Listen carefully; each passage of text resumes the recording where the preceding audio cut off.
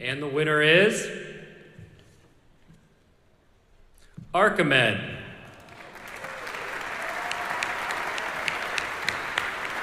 Accepting the award on Arcamed's behalf is Arcamed's Programming and CI Manager, Aaron Kane.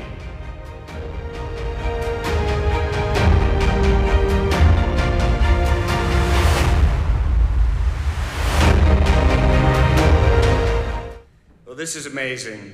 As a farm kid who got a start in engineering by seeing how much of my grandfather's farm equipment I could disassemble, this is quite the achievement, I must say.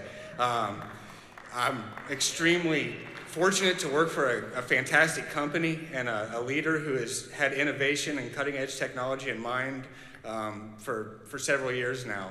And this is a testament to my team, my executive leadership team, and the good Lord. And this young lady standing next to me, she's played just as much as a role in this as I have. And if you want to say anything real quick, go for it.